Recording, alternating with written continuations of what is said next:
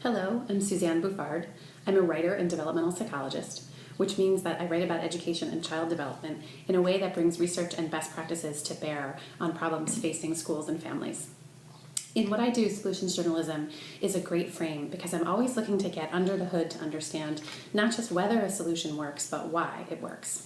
In education, there are so many diverse settings and diverse students, and the problems can be so complex and interrelated that what works in one place doesn't necessarily work everywhere. So it's important to understand why something works or why it doesn't. And that's exactly what I tried to do with a recent project that was supported by the Solutions Journalism Network. For several years, I've been covering social and emotional learning programs in schools. These are programs that teach students how to do the kinds of things they need to do in order to be ready to learn.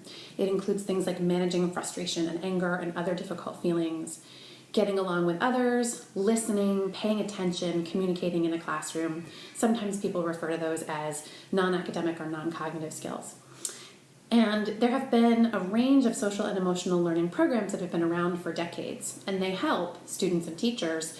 But the impact of those programs has been relatively small, and researchers and educators alike feel like there's a lot more room for improvement. So over the last several years, I've become aware of a growing interest in a missing link in this work, which is attention to teachers' own social and emotional learning skills. And there's a growing recognition that teachers can't necessarily teach those skills if they don't possess them and if they don't know how to teach them to students. So anybody who has spent time with young people knows that if you try to teach them something and you do the opposite, they're much more likely to do what you do rather than what you say. So I became really interested in a project to build teachers' own social and emotional learning skills and to train them in how to teach those skills to students. Because one of the things that is happening in schools of education where teachers are trained is that they're receiving very little training, often no training, in these kinds of skills, which are fundamental for running a classroom well and teaching students. So the program that I found out about is called the 4 R's Plus My Teaching Partner, and it combined an existing evidence-based social emotional learning program called the 4 R's, which is for students, with a program to coach and train teachers called My Teaching Partner. And the developers of these two programs came together and said, hey, we could have a lot more impact if we worked together. And so they piloted in 6 elementary schools in New York City a coaching program where teachers who volunteered to participate in the project from public elementary schools in New York received one-on-one coaching from someone who was an expert in both teaching and coaching and supporting teachers and in social and emotional learning. So they not only taught the teachers how to do this program with students, but they also taught teachers how to think about and reflect on and improve their own SEL skills. So what would happen is that the teachers would teach the 4 R's program in the classroom, and they would choose a time every month to videotape themselves doing a lesson.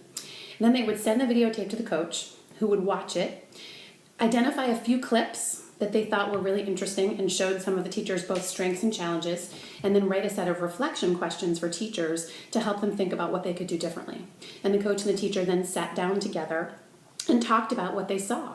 And teachers told me that those videos were really transformative for them because they saw themselves in a very different light, and they were really committed to improving what they were doing.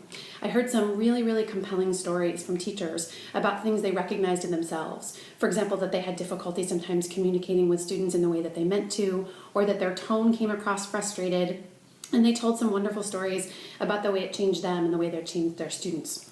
One of the stories that really stuck with me was a teacher who told me about a student who throughout most of the year had sat outside the circle. She didn't talk to other students. She didn't participate. And during one of their 4 R's lessons, she suddenly said, I have something to say. And when the teacher asked her, do you want to say it just to me or to the whole class? She said she was ready to talk to the class. And she told the class that she had been very hurt by being left out and teased and excluded, and that was why she always sat out of the circle. And the teacher said that she would not have known how to handle that situation before the training, and instead she knew the kinds of questions to ask and the way to talk to the class as a whole. And she saw things change immediately. She saw the community in her classroom change, and the students treat this other student differently, and everything changed for her. So that was the power of the program that I profiled, and starting to see those specific instances and how the program and the coaching helped teachers do that is also a great example of the power of solutions journalism.